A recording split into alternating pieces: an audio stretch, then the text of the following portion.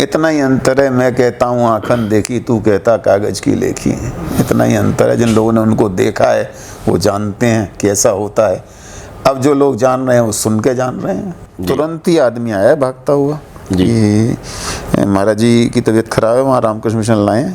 तुरंत पिताजी के साथ में गया हूँ रामकृष्ण मिशन। तब रामकृष्ण मिशन से ये निकल गए थे आश्रम तब तक। फिर लेकिन बोले बीच बीच में महाराज जी को हल्की सी बेहोशी भी आ रही थी, बार बार चैतन्य भी हो रहे थे, और एक ही बात पूछ रहे थे कि वृंदावन आया कि नहीं, वृंदावन पहुंचे कि नहीं। महाराज जी बस पहुंचने वाले हैं 15-20 मिनट में। कैंची के आसपास नैनीताल में खबर की गई, जवाहरलाल जी बर्मन को खबर की गई जी, दिल्ली वालों को जी, सुधीर मुखर्जी को, जिन जिन के टेलीफोन नंबर हमारे पास पिताजी के पास अवेलेबल थे, वो हमारे फ़ोन से हम ट्रेन कॉल लाइटनिंग बुक करा के फटाफट हमने सबको खबर की यहाँ से।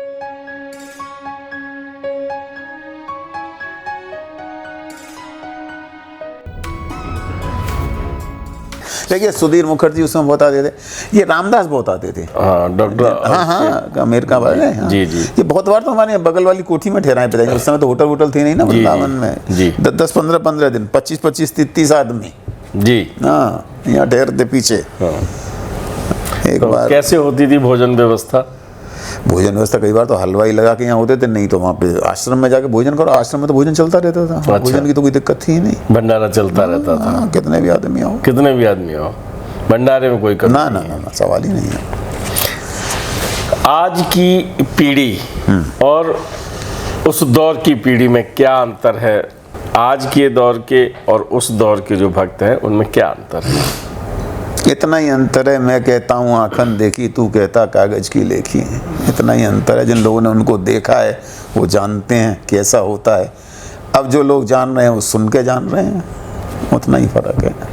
महाराज जी जब अनंत यात्रा पर निकले हैं उस समय आप कहाँ थे? मैं वृंदावन था। वृंदावन थे। हाँ, सुबह रात को जैसे ये महाराज जी को रामकृष्ण मिशन लाए, तुरंत ही आदमी आया भागता हुआ कि महाराज जी की तबीयत खराब है, वहाँ रामकृष्ण मिशन लाएं। तुरंत पिताजी के साथ में गया हूँ रामकृष्ण मिशन। तब रामकृष्ण मिशन से ये निकल गए थे आश्रम तब तक। फिर अच्छा हाँ, आप जब तक पहुँचे हो? हाँ तो वो निकल गए थे, फिर वहाँ से हम लोग आश्रम गए। क्या हुआ था रामकृष्ण मिशन में? कुछ ट्रीटमेंट मिल पाया था या नहीं मिल पाया था? मुझे इसके विषय में मैंने धर्मनारायण जी से बात की थी। क्या बताया था? धर्मनारायण जी से बात की थी मैंने। उन्होंने मुझसे कहा, ये तो अभी की बात है, बहुत पुरानी बात नहीं है। तो मैंने उनसे पूछा, मैंने कहा आप मुझे बिल्कुल ठीक बताइए कि उस दिन हुआ क्या क्या। जब महाराज जी चले गए उसके बाद का तो मुझे पता ही है, मैं था ही वहाँ जी, लेकिन जब आगरा से चले उसके बीच में क्या हुआ वो मुझे आप ठीक से बताइए। तो उन्होंने मुझको कहा कि जब आगरा से चले तो महाराज जी बिल्कुल ठीक थे, एकदम फिट। हाँ, एकदम फिट थे। उन्होंने दिन में डॉक्टर मेहरोत्रा को दिखाया, एसएन मेडिकल वाले को। अच्छा ठीक है। और मेहरोत्रा साहब है क्या? नहीं चले गए। नहीं मैं डॉक्टर मेहरोत्रा तो उस समय भी सन 72-73 में 60 साल के थे। अच्छा, अब तो उन्हें सवाल ही नहीं है जी। 55-60 के थे, बहुत सीनियर माने हेड थे एसएन मेडिकल आगरा के जी। तो उन्होंने उनको दिखाया है और उन्होंने कहा है सारे टेस्ट वेस्ट करके महाराज जी आप ठीक हैं, कोई विशेष बात नहीं जी। ठीक है। बोले जब महाराज जी गाड़ी में बैठे हैं आगरा से तो उनके साथ 2 ही लोग थे, एक तो रवि खन्ना जी और एक धर्मनारायण जी। ठीक है। बोले महाराज जी को मथुरा और आगरा के बीच में थोड़ा सा झटका आने लगा, कुछ हल्का सा। तो बोले मैंने पूछा कि मैंने कहा महाराज जी क्या बात है? बोले नहीं वृंदावन ले चलो। अच्छा वृंदावन ले चलो। बोले चूँकि मथुरा से आगरा आने में भी ट्रेन को बहुत लंबा टाइम नहीं लगता, 45-50 में 1 घंटे में आ जाती है, उस समय थोड़ी स्लो भी चलती होगी। जब रात को 11-11:30 बजे ट्रेन आई तो बोले ट्रेन के सामने 4 आदमी स्ट्रेचर लेकर खड़े हुए थे डिब्बे के सामने। अच्छा। उन्होंने कहा 2 बहुत अजीब घटनाएं हुई उस समय। ये मैं धर्मनारायण जी की जुबानी कह रहा हूँ, जो कि मेरी उनकी डायरेक्ट बात हुई जी। उन्होंने कहा एक तो इतनी कुछ सुविधाएं नहीं थी उस समय, न गाड़ियां थी 1973 में जी। बोले हमें दो बहुत विचित्र बात उस दिन हुई कि एक तो दो या चार आदमी स्ट्रेचर लेके डिब्बे के सामने खड़े हुए थे, जबकि हमने तो किसी को खबर नहीं की थी कि महाराज जी की तबीयत खराब है या क्या है। हुआ, कैसे हुआ। और बोले इतने हैवी थे वो कि इतनी जल्दी तो उनको उठाया नहीं जाता, तो वो तुरंत स्ट्रेचर लेके अंदर आए और स्ट्रेचर लेके हम बाहर गए। और बाहर जब गए तो वहाँ एक टैक्सी भी खड़ी हुई थी, जो कि उस समय टैक्सी नहीं होती थी जी। बोले जब हमने उनको टैक्सी स्ट्रेचर गाड़ी के अंदर चला गया, हाँ मैंने स्ट्रेचर से गाड़ी तक स्ट्रेचर से लाके महाराज जी को उसमें लिटा के स्ट्रेचर को हटा दिया जी। लेकिन बोले बीच बीच में महाराज जी को हल्की सी बेहोशी भी आ रही थी, बार बार चैतन्य भी हो रहे थे, और एक ही बात पूछ रहे थे कि वृंदावन आया कि नहीं, वृंदावन पहुंचे कि नहीं। महाराज जी बस पहुंचने वाले हैं 15-20 मिनट में। ठीक है ठीक है। बोले जब रामकृष्ण मिशन ले गए और डॉक्टरों ने उनको चेक किया और जब वो थोड़े से चैतन्य हो तो बोले कहाँ पहुंचे, वृंदावन आए कि नहीं। महाराज जी वृंदावन आ गए। वृंदावन में हम कहाँ आ गए। बोले हॉस्पिटल आने की क्या जरूरत थी, समझे ना। तब बोले जैसे ही डॉक्टर ने वो ऑक्सीजन या कुछ वो नाक में उनके लगाया तो उन्हें ऐसे करके हाथ से निकाल दिया, खींचा। बोले लास्ट में कहा हे जगदीश, ये किया विदा हो गया। ये धर्म नारायण जी का विवरण है जी। ऐसा मुझको पंडित धर्म नारायण जी शर्मा ने बताया है।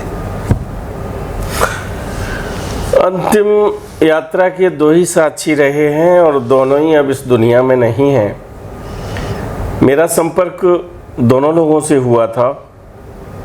पंडित धर्म नारायण शर्मा जो महाराज जी के छोटे सुपुत्र हैं, मेरी एक ही मुलाकात हुई और अगली मुलाकात के लिए उन्होंने कहा था अरे आप घर के आदमी हो, हम कभी भी मिल लेंगे। उस दिन बहुत भीड़ थी और वो मेरी अंतिम मुलाकात हुई, हम कुछ नहीं पूछ सके। रवि खन्ना अमेरिका चले गए थे और अमेरिका में मेरा संपर्क हुआ था डॉक्टर शैलेंद्र बाशी जी के माध्यम से, और जो समय उन्होंने दिया था उस समय में मुलाकात नहीं हो पाई, कुछ फ़ोन पे ही वार्ता हुई और वो इस दुनिया से चले गए।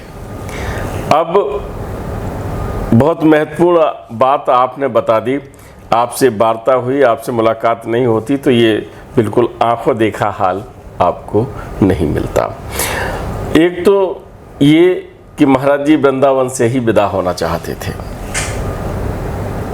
क्योंकि आगरा और मथुरा के बीच में भाई आम आदमी तो चाहे जहाँ जब जैसे चला जाएगा, लेकिन जब वो ये पूछ रहे थे कि वृंदावन आया कि नहीं, है ना, तो वृंदावन में उन्होंने जिस तरह से विदाई ली है और जो साहित्य में विवरण उपलब्ध है वो थोड़ा हटकर है। जैसे स्ट्रेचर का होना वहाँ पर, गाड़ी का लगा होना, है ना, ये दोनों चीज़ें अलग हटके हैं और मुझे ये लगता है कि ये बात सच के ज़्यादा नज़दीक है। महाराज जी का रामकृष्ण मिशन में आना और ऑक्सीजन की नली का निकालना, ये सब बातें संयुक्त हैं और सब जगह मिल रही हैं। महाराज जी आ गए वृंदावन में, तो वृंदावन में जब आप तो लगातार साथ रहे होंगे, तो रात में जब वहाँ पर पहुँचे हैं तो ये खबर फैल कैसे गई? उस समय संसाधन नहीं थे और सबसे पहले ये सारा जो था यहाँ से कोऑर्डिनेट हुआ, वो ऐसा हुआ कि सबसे पहले यहाँ से ट्रंक कॉल, लाइटनिंग कॉल करके, जैसे कैंची के आसपास नैनीताल में खबर की गई, जवाहरलाल जी बर्मन को खबर की गई जी, दिल्ली वालों को जी, सुधीर मुखर्जी को, जिन जिन के टेलीफोन नंबर हमारे पास पिताजी के पास अवेलेबल थे, वो हमारे फ़ोन से हम ट्रंक कॉल लाइटनिंग बुक करा के फटाफट हमने सबको खबर की यहाँ से। और सुबह 6 बजे तो आकाशवाणी के समाचार में ही आ गया था, दिल्ली से 6 बजे मॉर्निंग न्यूज़ में आ गया था सुबह। आपको याद होगा अशोका दीदी से जब बात हुई थी तो जब वो ऑफिस गई थी तो उनके सहकर्मी कुछ सशंकित से थे, कुछ बताना नहीं चाह रहे थे, क्योंकि उनकी ड्यूटी आफ्टर टाइम स्टार्ट हुई थी, वो बुलेटिन पहले आया था। और बताते ये हैं कि जब भी कोई शोक संदेश आता है उस समय केवल एक लाइन आई थी, जो अभी तक की जानकारी है उसमें ये कह रहे BBC लंदन से समाचार प्रकाशित। मेरे पास कंफर्म नहीं है। हाँ। अगर हो तो हो सकता है। मतलब आपको ये पता है कि रेडियो पे? हाँ, आकाशवाणी दिल्ली से समाचार आया था, मैंने सुना था। दिल्ली से आया था? हाँ हाँ एकदम।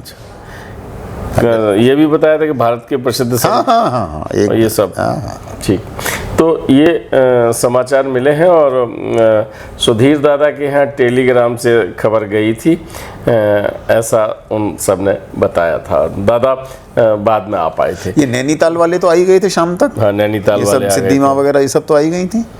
अच्छा, हाँ, ये जो जैसा बताया गया कि बहुत बड़ा जनसमूह हो गया था,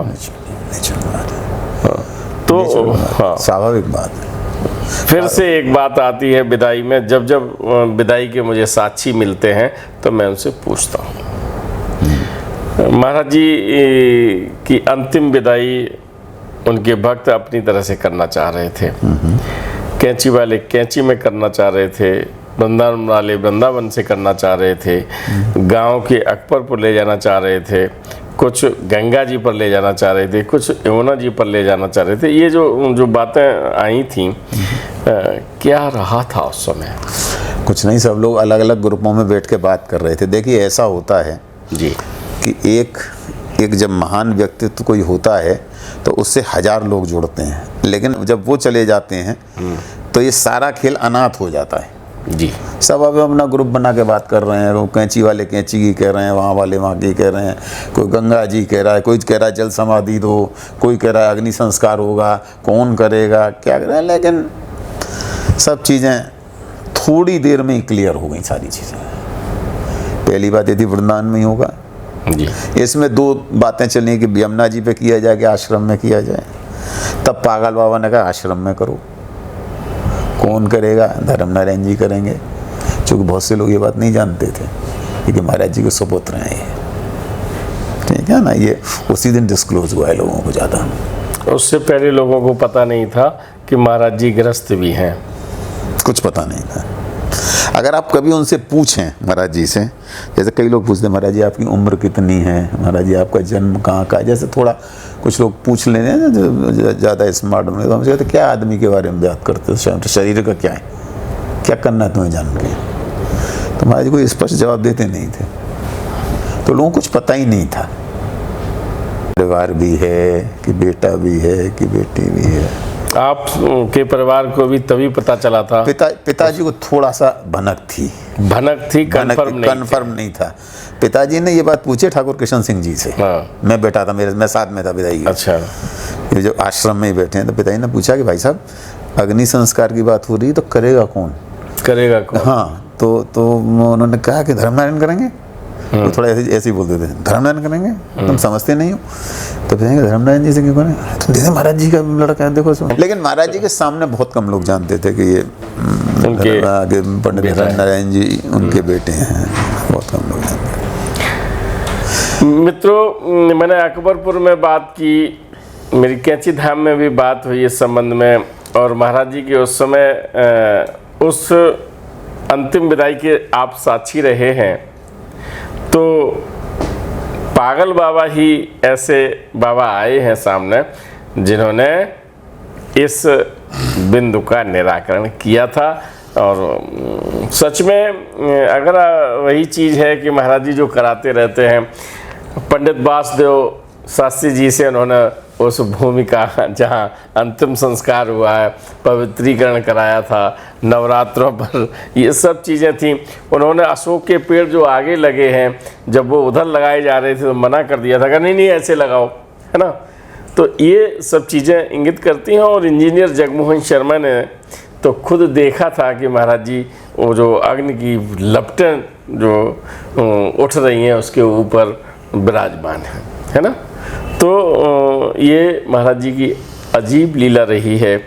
विदाई की जब भी बात होती है तो निश्चित रूप से कष्ट तो होता है। पूछता मैं इसलिए हूँ कि हम जैसा जो हम उम्र के दौर में हैं, अगर हम कुछ बातें आपको बता जाएंगे अगली पीढ़ी के लिए तो संशय नहीं रहेगा।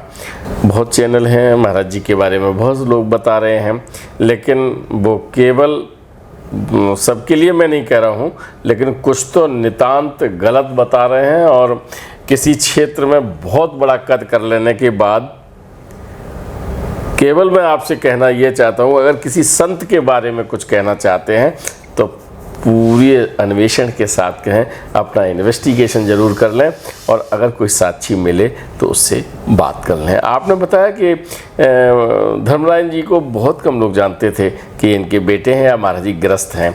ज्ञानो दीदी ने भी यही बताया था कि उन्हें बड़ा अचंभा हुआ था कि उन्हें बताया उनका बेटा है ना। तो ये सब बातें बहुत क्लियर हैं। और भैया बैठे हैं, पूज्य डॉक्टर दीपक पटवर्धन जी प्रोफेसरशिप से सेवानिवृत्त हुए हैं। इनके संयोजन में एक किताब प्रगति पर है। करेंगे कि आपको सारी बातें बिल्कुल सच बताई जाए। जैसे इस बिंदु पर जितने भक्तों से मेरी बात हुई है उनके विचार उसमें रखे जाएंगे। लंबी बात हो गई है, चलते हैं। राम राम।